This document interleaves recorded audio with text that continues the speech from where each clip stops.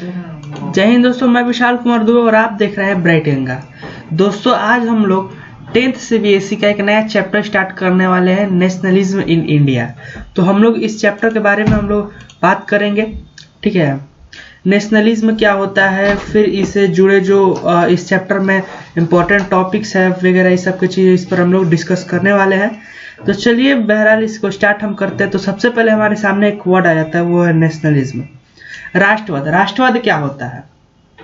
तो पिछले चैप्टर में अगर आप लोगों ने ध्यान से पढ़ा होगा, कहीं दूर दराज एक छोटे से कोने में लिखा हुआ था कि अगर एक नस्ल के, एक भाषा बोलने वाले, एक समुदाय से आने वाले लोग अगर किसी एक भूमिगत रेखा के अंतर्गत आते हैं, यानी एक बाउंड्री के अंतर्गत आते हैं, तो वो एक राष्ट्र का निर्माण करते हैं। और वो राष्ट्र के प्रति जो अपनी भावनाओं को वहां पर ले जाते हैं, जो अपनी भावनाओं वहां पर वो एकत्रित करते हैं, जो भावना वो वहां पर प्रेजेंट करते हैं देश के लिए, वो राष्ट्रवाद है, यानी वो नेशनलिज्म है। अच्छा सर, तो ये बताइए, ये इंग्लिश मीडियम के लिए वीडियो है या हिंदी मीडियम के लिए? देखो बुआ, ये हिंदी और इंग्लिश दोनों मीडियम का वीडियो होगा, ठीक है ना? दोनों आदमी बढ़िया से वीडियो देख सकेला। अच्छा ठीक है, हम आगे इस टॉपिक के बारे में हम लोग डिस्कस करते हैं, थोड़ा सा इस बारे में बात करते हैं। तो ये जो कहानी जो स्टार्ट होती है दोस्तों, भारत में राष्ट्रवाद यानी नेशनलिज्म इन इंडिया, ये स्टार्ट होती है फर्स्ट वर्ल्ड वार से। ज्यादा इस टॉपिक के बारे में हम लोग डीप में नहीं जाने वाले हैं कि फर्स्ट वर्ल्ड वार क्या था। हम लोग इसका डेट को आप याद रखिए, क्योंकि ये जो डेट है वो एग्जाम में जरूर पूछता है, कितने बार पूछा है। अगर आप डीप में अगर इस चैप्टर को पढ़ेंगे तो आपको ये डेट आपको देखने को मिल जाएगा। और एनसीईआरटी में हम अभी तक जितना बार पढ़े हैं, जो लेटेस्ट एडिशन है, उसमें ये डेट का मेंशन उतना नहीं किया गया है। हाँ, लेकिन 31 साल का जरूर मेंशन किया हुआ, तो आप साल बहरहाल याद रखिएगा और डेट भी याद रखिएगा, तो अच्छी नहीं होगा। तो हम लोग इसके बारे में बात करते हैं। तो 28 जुलाई यानी 28 जुलाई 1914 से जो वर्ल्ड वार है वो स्टार्ट हो गया था। अब वर्ल्ड वार स्टार्ट हुआ था और 1918 तक चला था। ठीक है, ये वर्ल्ड वार 1918 तक चला था। अब इसमें हुआ क्या था दोस्तों कि यहाँ से इंडिया से बहुत सारे लोग, अंग्रेज जो यहाँ के जो शासक थे, वो क्या किए थे कि इंडिया से बहुत सारे लोगों को वहां पर इस वर्ल्ड वार जब हो रहा था, जब लड़ाई हो रहा था प्रथम विश्व युद्ध, तो उसमें लोगों ने को जबरन भर्ती कराते थे, सेना में ले जाते थे। अब देखिए, अब कहीं मान लीजिए लड़ाई हो रहा है, तो उसके लिए तो भाई कोई ना कोई तो आपको प्रॉपर इंस्ट्रूमेंट चाहिए। तो इनके पास राइफल खरीदने के लिए, तोप खरीदने के लिए कहाँ से पैसे लाते हैं? तो ये जो पैसे जो था, ये क्या करते थे कि कर बढ़ाने लगे। अब देखिए, इस समय हुआ क्या था कि भारत में इकोनॉमिकली भारत बहुत ज्यादा वीक हो चुका था। बहुत ज्यादा भारत इकोनॉमिकली वीक होने के कारण अब ये हुआ क्या था कि जो लोग थे, जो गरीब मजदूर थे, वो कहाँ से इतना पैसा देते? तो एक इनके पास ये क्रोध था। अच्छा, जबरन भर्ती कर, मान लीजिए आपके कोई परिवार में एक आदमी है, मान लीजिए आपका कोई बड़ा भाई है, वहां से क्या करते थे ये लोग, जबरन पकड़ के ले जाते, चल भाई चल, अब हम तुमको लेके चल रहे हैं वर्ल्ड वार, अब तुमको लड़ना है। ठीक है, तो ये क्या करते थे कि वहां पर ले जाते थे, और वहां से ये वहां पर मान लीजिए एक परिवार का आदमी वहां पर डेथ कर गया, मारा गया उस लड़ाई में, तो परिवार का एक जन खत्म हो गया। तो ये चीज अंदर एक रोष था। फिर ये जात पात के विपरीत थे, बहुत सब चीजें थी। अच्छा, ऐसा माना जाता है ना कि उस समय फ्लू का अगर इस चीज के बारे में डिटेल में अगर बात करेंगे, थोड़ा इस समय जो वर्ल्ड वार चल रहा था, वहां उस टाइम में एक विश्व में एक फ्लू फैला हुआ था। अब उसके कारण होता था कि सैकड़ों लोग मारे जाते थे उस फ्लू में। तो दोस्तों हुआ क्या कि इसके कारण भी भारत बहुत ज्यादा वीक हो गया, इकोनॉमिकली वीक था। अब वहां पर एक बुक है, उसमें ये बताया कि वहां पर जो ब्रेड का जो प्राइस है वो 1 पैसा से बढ़कर 20 पैसा हो गया था। तो सोच सकते हैं एक बार में वो कितना ज्यादा वो प्राइस इंप्रूव किया, अपना रेट, समझ सकते हैं। तो ये चीज था, अंदर के लोगों के अंदर आक्रोश था। और यही समय था जब गांधी जी इंडिया आए 1915 में। अब वो इंडिया इसलिए हुआ है क्योंकि आपको तो पता होगा कि उनको ट्रेन से धक्का मार कर गिरा दिया गया था। और गांधी जी जो थे वो जब उनको ट्रेन से जब वो धक्का लगा तो हंसने लगे। उसे ट्रेन से धक्का लगा वो इसलिए नहीं हंसने लगे, वो इसलिए हंसने लगे कि हम बच गए। तो एक पॉजिटिव एटीट्यूड था उनके अंदर, और उन्होंने ये सोचा कि अब मैं जब ये हमारी कोई इज्जत नहीं करे तो हम भी इनकी अपने देश में क्यों इज्जत करें। और इन्होंने वो वहां पर उनका जो वस्त्र है तो उसको त्याग दिया, और उन्होंने कहा कि हम भारत को इनसे उपनिवेशी जो शासन थे, जो हमारे इंग्लिश जो गवर्नमेंट थे, उससे हम लोग आजाद कराएंगे। इंडिया आते हैं जुलाई 1915, दिन याद रखिएगा, जुलाई 1915। इस समय गांधी जी इंडिया आया था, अभी वर्ल्ड वार चल ही रहा था, ठीक है। अब जब ये आते हैं तो सबसे पहला जो अपना मूवमेंट जो स्टार्ट करते हैं, जो सबसे पहला जो अपना अगेंस्ट जो वो उपनिवेशी जो शासन थे उनके विरुद्ध जब वो लड़ाई जो स्टार्ट करते हैं, सबसे पहला जगह से स्टार्ट करते हैं, उसका नाम है चंपारण, जो बिहार में पड़ता है। 1916 में वहां पर नील की खेती होती थी। अब नील की खेती होती थी तो वहां पर जाके वहां के मजदूरों सब, होता क्या था कि दोस्तों मैं आपको बता दूं, थोड़ा सा यहाँ पर ड्रॉ कर देता हूँ। ये चीज एनसीईआरटी में नहीं बताया हुआ, लेकिन मैं आपको बता देता हूँ। मान लीजिए खेत है, तो कहा जाता था कि यहाँ पर आप जो खेत है उसका 50% में सिर्फ नील की खेती कीजिए। अब बताइए, अब वो होता क्या था कि अगर वो 50% में नील की अगर खेती करते थे तो वो जो जमीन है वो पूरा बंजर हो जाती थी, क्योंकि वो फर्टिलिटी बहुत ज्यादा वो लेती थी, तो जो जमीन थी वो बंजर हो जाती थी। तो वहाँ के लोग अब परेशान हो जाते थे कि हम इतना ज्यादा अगर नील की अगर हम लोग खेती करें तो हमारी जमीन तो बेकार हो जाएगी भाई। और इनको इतने ज्यादा उस पर कर देते थे, नील की खेती प्रॉपर हो भी नहीं पाती थी, लेकिन इनको कर देना था। तो वहां के जो नील के जो किसान थे वो परेशान थे। तो सबसे पहले उन्होंने जो आंदोलन स्टार्ट किया वो था चंपारण जिला। चंपारण जिला बिहार का में पड़ता है, बिहार का एक अभी भी जाना माना ये जिला है, ठीक है। तो ये दिन और ये जगह आप याद रखिएगा, एमसीक्यू में क्वेश्चन आता है, ठीक है। अब हम लोग बात करते हैं उसके बाद ये कहाँ गए, तो उसके बाद जाते हैं 1917 में ये जाते हैं खेड़ा जिला में। अब खेड़ा जिला में क्या, तो वहां पर जो वहाँ के जो किसान थे उन पर क्या किया जाता था कि कर बहुत ज्यादा लगाया जाता था, उससे वहाँ के किसान परेशान थे। यूरिया के दाम बढ़ा दिए जाते थे, उससे वो परेशान थे। तो उसके क्या किया कि वहां पर कुछ वहां पर जाके आंदोलन किए, उनसे बात किए। अब देखिए ये जो आंदोलन जो स्टार्ट किए दोस्तों, उसका नाम दिया गया सत्याग्रह। ये जो आंदोलन जो स्टार्ट किए थे उनका इसका नाम दिया गया था सत्याग्रह, ये आप याद रखिएगा, ठीक है। फिर उसके बाद 1918 में अहमदाबाद जाते हैं और वहां पर मिल जो वर्कर थे उनसे मिलते हैं। कॉटन मिल वर्कर्स जो थे उन पर भी ऐसे ही जुल्म ढाया जाता था, तो उससे जाकर मिले। ये आप चीज, अब यहाँ पर मैं अगर आपको की पॉइंट अगर मैं कर दूं तो याद रखिए 1915 में गांधी जी आते हैं भारत में, ठीक है। 1915 में गांधी जी भारत में वापस आते हैं। 16 में क्या होता है कि वो चंपारण का आंदोलन करते हैं, 17 में खेड़ा करते हैं, और 18 में वहां पर ये क्या करते हैं, अहमदाबाद जाके कॉटन मिल वर्कर के पास जाते हैं और उनका हेल्प करते हैं, ठीक है। अब हम लोग बात करते हैं रोलेट एक्ट के बारे में। रोलेट एक्ट क्या है, ठीक है। अच्छा, तो सबसे पहले बात ये सामने आता है आखिर ये रोलेट एक्ट है क्या, ठीक है। तो मैं आपको थोड़ा सा बात बता देता हूँ। पहले रोलेट इसका नाम क्यों पड़ा मैं आपको बता देता हूँ। देखिए, जब अंग्रेज जब देखने लगे कि ये जो सत्ता है हमारे हाथ से निकलने वाली है, तो वहाँ के जो बात करें आसान भाषा में, तो वहाँ का जो पार्लियामेंट था वहाँ पर एक लॉ को पास कराया गया, और जो लॉ को पास कराए थे उनका नाम था sir Rowlatt Sydney. Sir Rowlatt Sydney के नाम पर इस एक्ट का नाम पड़ा रोलेट एक्ट, ठीक है। तो ये याद रखिए कि रोलेट एक्ट किसके नाम पर पड़ा था। और इसमें होता क्या था कि किसी को शक के आधार पर पकड़कर 2 साल तक आप जेल में भेज सकते हैं, यानी ट्रायल आप दे सकते हैं 2 साल तक। इसका गांधी जी विरोध करने लगे और 6 अप्रैल को वो अनशन पर बैठ गए। इस एक्ट का विरोध करने के लिए गांधी जी 6 अप्रैल को अनशन में बैठ गए।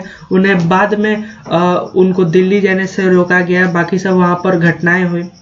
और ये 10 अप्रैल को क्या हुआ दोस्तों कि एक शांतिपूर्वक एक जुलूस निकाला जा रहा था, उस पर अंग्रेजों ने क्या किया कि गोली चला दिया, वहां पर बहुत सारे लोग मारे गए। और ये चीज था कि गांधी जी को ये बात समझ में आ गई थी कि ये सब छोटे मोटे अगर हम लोग आंदोलन करें तो इससे काम नहीं होने, और उन्होंने सत्याग्रह आंदोलन वापस ले लिया। सत्याग्रह इसका नाम क्यों पड़ा? तो सत्य के प्रति आग्रह, ठीक है, यानी सत्य से आग्रह कर गांधी जी कहना चाहते थे कि हम लोग हिंसा से हम लोग कोई चीज नहीं जीत सकते हैं, तो सत्य के से साथ वो किसी साथ आग्रह करते थे, इसका नाम पड़ गया सत्याग्रह। ठीक है, अब हम लोग बात करते थे इसी रॉलेट एक्ट से जुड़ी हुई एक घटना, जलियांवाला बाग हत्याकांड। इसका नाम जलियांवाला बाग हत्याकांड क्यों पड़ा, हम इसको थोड़ा सा बता देंगे। ठीक है, अब देखिए, अगर आप अगर स्लाइड को आप देखे होंगे अच्छे से, ये देखिए, तो यहाँ पर 10 अप्रैल को वहां पर एक शांतिपूर्वक जुलूस जा रहा था, वहां पर गोली चला दिया गया। ठीक है, अब इस जुलूस में हुआ क्या दोस्तों कि जहाँ पर लोग जब मारे गए तो वहां पर क्या हुआ कि अब उसके बाद वहां पर ना मार्शल लॉ लगा दिया। मार्शल लॉ मतलब वहां की जितनी कमान थी वो आर्मी के हाथ में मिल गई। मार्शल लॉ तब लगाया जाता है जब मान लीजिए कोई कंट्री या स्टेट है, वहां पर अगर गवर्नमेंट देख रही है कि अब हमारे पास से स्थिति जो अनकंट्रोल हुई, तो वहां पर वो जो पूरा सत्ता है वो आर्मी के हाथों में दे दिया जाता है। तो उस इलाके में मार्शल लॉ लगा दिया गया। मार्शल लॉ लगाकर जो कमांड था जनरल टायर को दे दिया गया। ठीक है, अब 13 तारीख को बैसाखी का त्योहार था। ठीक है, और लोग बहुत बैसाखी के त्योहार में मेले घूमने गए थे। ठीक है, बैसाखी के त्योहार में लोग मेले घूमने गए थे। अब ये बात कहीं जनरल टायर को पता चला और उन्होंने वहां पर जो लोग थे वो एक ग्राउंड में इकट्ठा हो गए जिसका नाम था जलियांवाला बाग। जलियांवाला बाग वो जगह था। देखिए, वहां पर एक कहा जाता है कि वहां पर कुछ ऐसे लोग भी जुटे थे जो इस मार्शल लॉ का विरोध करना चाहते थे। ठीक है, मार्शल लॉ का विरोध करना चाहते थे, ऐसे कुछ वहां पर लोग जलियांवाले बाग में इकट्ठा हुए थे। ठीक है, अब क्या हुआ कि इस बात की खबर जनरल टायर को पहुंची और वो अपने कुछ हथियारबंद सैनिकों के पास वहां पर पहुंचता है। सारे जो रास्ते थे, गेट से, सबको क्लोज कर देता है। जितने भी एग्जिट पॉइंट से उसको क्लोज कर देता है, कोई बाहर निकल ना पाए। और वहां पर अनाधून गोलियां क्या होता है वो चलवाने लगता है। जब वो अनाधून जब गोलियां चलवाने लगते हैं तो वहां पर कुछ लोग थे, वहां तो पहले गोली से मर जाते हैं, कुछ कुएं में कूद जाते हैं। ठीक है, और इसके बाद ये जो घटना हुई इसका नाम पड़ गया जलियांवाला बाग हत्याकांड। हत्याकांड इसलिए पड़ा कि वहां पर मासूम लोगों को मारा गया। मासूम लोगों को तो पता नहीं था कि क्या होता है। अब मान लीजिए आपके गांव, अपने गांव में आप जाते हैं तो कम पढ़े लिखे लोग थोड़ी ना बताएंगे कि मार्शल लॉ क्या होता है। आप जानते हैं, आप पढ़ते हैं सोशल साइंस, आप जानते हैं मार्शल लॉ क्या होता है, लेकिन कम पढ़े लिखे लोग नहीं बता पाएंगे। तो ये चीज वहां पर हुई कि मार्शल लॉ के बारे में कुछ लोग को पता नहीं था कि मार्शल लॉ यहाँ पर लगा हुआ है। हम लोग आसान भाषा में अगर मार्शल लॉ समझे तो मान लीजिए धारा 144 लगभग। ठीक है, धारा 144 नहीं है मार्शल लॉ, वो अलग चीज है। लेकिन एक मैं थोड़ा सा आपको बता रहा हूँ समझने के तौर पे, आप तो समझिए अगर आप नहीं समझ पा रहे मार्शल लॉ को। तो वहाँ देखिए धारा 144 में पूरी जो व्यवस्था आ जाती है वो स्थानीय प्रशासन के हाथ में आ जाती है, लेकिन मार्शल लॉ में जो पूरी व्यवस्था आ जाती है वो आर्मी के हाथों चले जाती है। आर्मी जिस प्रकार से उस इलाके को हैंडल करे। तो ये चीजें थोड़ा सा देख रहे, तो आपके दिमाग में क्वेश्चन, अच्छा तो ये बात है, तो क्या इसके बारे में कुछ अंग्रेजों ने नहीं किया? तो देखिए, अंग्रेज साफ कहे कि उस इलाके में मार्शल लगा हुआ था। यहाँ पर तो लोग क्या कर कहे कि देखो भाई, आपने तो वहां पर लोगों को मार दिया क्योंकि वो मासूम लोग थे, उनको नहीं पता था। तो इन्होंने ये कहकर टाल दिया कि वहां पर मार्शल लॉ लगा हुआ था, वहां पर जाना अलाउ नहीं था। इन्होंने गया, इसीलिए हम लोगों ने वहां पर गोलियां चलाई। ठीक है, अब यहाँ पर देखें कुछ बुलेट्स के निशान आप देख रहे होंगे। ये जो वीडियो में आप फोटो देख रहे हैं, ये उतना फोटो अच्छा नहीं है क्योंकि ये उतना उस समय कैमरा क्वालिटी भी अच्छे नहीं हुआ करते थे जब ये फोटो खिंचाया था। तो उस समय के कुछ फोटोज है। ठीक है, अब हम लोग बात करते हैं आगे। गांधी जी रॉलेट एक्ट के जो खिलाफ में जो आंदोलन कर रहे थे, उन्होंने उसे रोक दिया। अब उनको लगने लगा कि इतने छोटे मोटे कानून से कुछ होगा नहीं, तो 1919 में उन्होंने बॉम्बे में एक मीटिंग की। बॉम्बे में मीटिंग की, वहां पर दो भाई, इसको अली ब्रदर्स कहा जाता है, शौकत अली और मोहम्मद अली। अब ये दोनों जो भाई थे उसकी वो अगुवाई की और उन्हीं के देखनी में वहां पर खिलाफत आंदोलन छेड़ा गया। ठीक है, खिलाफत आंदोलन उन्हीं के अगुवाई में छेड़ा गया। फिर एक एमसीक्यू में सबसे ज़्यादा पूछने जाने वाला क्वेश्चन है, ये हर बार लगभग पूछ देता है कि पहली बार कांग्रेस का अधिवेशन कहाँ हुआ था? तो 1920 में कलकत्ता में हुआ था, याद रखिएगा। ठीक है, ये पूछता है एग्जाम में। वो थे वो अली ब्रदर्स, मोटू पत्तू की जोड़ी लग रही है। ठीक है, तो अब ये क्या हुआ कि उसके बाद देखिए, अब जब यहाँ पर जो आंदोलन जब स्टार्ट हुआ, ठीक है, आंदोलन जब यह स्टार्ट हुआ, मैं आपको दिखा देता हूँ। देखिए, यहाँ के बाद अब आंदोलन स्टार्ट हो गया। ठीक है, फिर जब आंदोलन जब स्टार्ट हुआ 1920 में नागपुर में अधिवेशन किया गया। अब स्टूडेंट्स क्या हुआ कि असहयोग, इस जो आंदोलन जो स्टार्ट था इसका नाम बोला गया था असहयोग आंदोलन। असहयोग क्यों? तो देखिए, गांधी जी का मानना था ना कि हम सहयोग दिए हैं, इसीलिए उन्होंने अपनी किताब में लिखे थे 1906 की किताब उन्होंने लिखी थी हिंद स्वराज। उसी किताब में उन्होंने इस बात का जिक्र किया था कि देखिए, हम अंग्रेजों को सहयोग देते हैं इसीलिए वो हमारे पास है। मान लीजिए अगर आप किसी को सहयोग दीजिएगा, पाकिस्तान आतंकवादियों को सहयोग देता तभी ना आतंकवादी वहां पर है। इंडिया में क्यों नहीं आतंकवादी है? तो हम लोग वहां सहयोग देते थे, इसलिए अंग्रेजी शासक यहाँ पर है। जब हम लोग सहयोग देना छोड़ देंगे तो अंग्रेजी शासक यहाँ से हट जाएंगे। तो इसी असहयोग आंदोलन जो जो हम लोग सहयोग दिए उसको छोड़ दिया जाए। तब क्या हुआ कि स्टूडेंट और टीचर थे स्कूल में जाना बंद कर दिए, कॉलेजेस में जाना बंद कर दिए, लॉयर्स कोर्ट में जाना बंद कर दिए।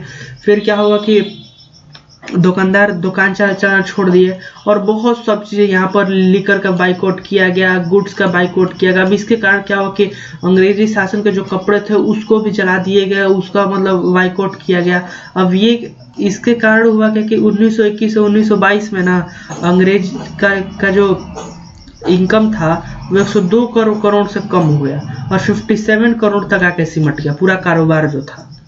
अब ये चीज, लेकिन ये असहयोग आंदोलन ज्यादा दिन नहीं चला, ये धीमा पड़ने लगा। क्यों धीमा पड़ने लगा मैं आपको बता देता हूँ। धीमा इसलिए पड़ने लगा दोस्तों ना कि देखिए, वहां पर हमारे जो खादी का जो कपड़ा पहनने की बात की गई थी, खादी का तो कपड़ा बहुत महंगा होता है, तो जो पुअर लोग थे इसको अवॉइड नहीं कर पा रहे थे, खादी कपड़े को अवॉइड नहीं कर पा रहे थे, इसीलिए उन्होंने इस चीज का ज्यादा विरोध नहीं किया और वो वापस अपने काम पर लौटने लगे, लोअर कोर्ट जाने लगे। भाई कोई कितना दिन ये विरोध करे? ये देखिए, ज्यादा दिन इसीलिए ये नहीं चला। ठीक है, फिर इसके बाद थोड़ा सा ये मामला जो है नरम पड़ने लगा, असहयोग आंदोलन थोड़ा सा धीमे पड़ने लगे। असहयोग आंदोलन का हर जगह अलग अलग मतलब था। नॉन कॉपरेशन मूवमेंट इसको कहा जाता है, इंग्लिश में आप याद रखिएगा, नॉन कॉपरेशन मूवमेंट। और ये पूछ सकता है कि असहयोग आंदोलन कम क्यों पड़ने लगा, धीमा क्यों पड़ने लगा, इसके बारे में तो आप इसको लिख दीजिएगा। ठीक है, अब ये क्या हुआ कि अब यहाँ पर एक असहयोग आंदोलन शहरों में का मतलब कुछ अलग था, गांव में असहयोग आंदोलन का मतलब कुछ अलग था। अब गांव में बाबा रामचंद्र थे, अवध का ये बात है, वहां पर वो क्या करते थे, गिरगिटिया मजदूर। गिरगिटिया मजदूर क्यों, इसलिए क्या होते हैं, तो गिरगिटिया मजदूर वो होता है ना दोस्तों कि कोई लोग को वहां पर किसी जगह पर ले गया, कुछ एग्रीमेंट पर साइन कराया गया, फिर उनको परेशान किया गया, या फिर जो भूमिहीन मजदूर है, लैंडलेस लेबर्स लोग हैं, उनको परेशान किया गया। ठीक है, अच्छा, बेगर्स जो मजदूर थे, उनको, बेगर मतलब क्या होता है, यानी बिना पेमेंट कर काम कर रहा था, इसके वो विरोधी थे, इनसे वहां के लोग परेशान थे। फिर क्या हुआ, गांधी जी एंड इट्स जो उनके सपोर्टर्स थे उनसे मिले। बाद में वहां पर पंडित जवाहरलाल नेहरू भी जाते हैं और वहां से भी एक बात कहा जाए तो एक आंदोलन छिड़ता है। ठीक है, वहां से नॉन कोऑपरेटिव मूवमेंट वहां से भी स्टार्ट होता है, वहां की चीजों को बाइकआउट किया जाता है।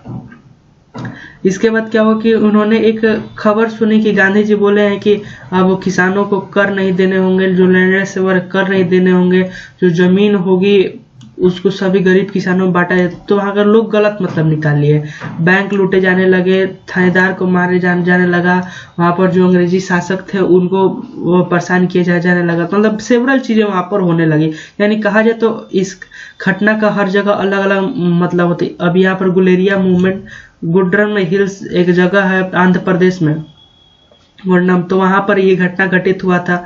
वहाँ पर क्या होता था कि 1920 के आसपास वहाँ पर जो बागान में वहाँ के जो आदिवासी लोग थे वहाँ जाने नहीं दिया जाता था बागान में, चाहे उनको काबात का जब फॉरेस्ट में नहीं जाने दिया जा रहा था। उसके चलते वो परेशान थे। वो कहते थे कि हमको जलावन की लकड़ी नहीं मिल रहा है, हमें फल नहीं मिल पा रहे हैं, हमारी संस्कृति को खत्म। तो ये एक चीज था कि अंग्रेजों के प्रति यहाँ पर भी गुस्सा था, और ये चीज यहाँ पर गुलेरिया मूवमेंट के नाम से इसको स्टेब्लिश किया गया। अब यहाँ पर सीताराम राजू वहाँ पर एक नायक बने। नायक इसलिए वो थे कि कहा जाता है कि उनके पास अदृश्य शक्तियां हैं, और वो गांधी जी से बहुत प्रेरणा स्रोत व्यक्ति थे। तो उनका मानना दोस्तों ये था ना कि सिर्फ अहिंसा के रास्ते हम लोग नहीं जी सकते। तो ये क्या किया कि हिंसा पर उतर गए। उनके जो समर्थक थे वो भी वैसा ही काम करने लगे जो अवध के लोग करते थे, मजदूर करने लगे, और बाद में इनको 1924 में फांसी दे दिया गया। दोस्तों ये वीडियो काफी लंबा हो चुका है, तो इसीलिए हम इस वीडियो को यहीं पर रोकते हैं। मिलते हैं अगले वीडियो में। आगे की जो घटना है अगले वीडियो में हम लोग जरूर बात करेंगे, ज्यादा कोई बचा नहीं है, ठीक है। अभी तक आप इस वीडियो को लाइक नहीं किया तो लाइक कर दीजिए, शेयर इस वीडियो कर दीजिए, क्योंकि ये जानकारी सब बहुत लोगों के पास पहुंचनी चाहिए कि हमारा देश कैसे आजाद हुआ। और मिलते हैं अगले वीडियो में, तब तक के लिए जय हिंद।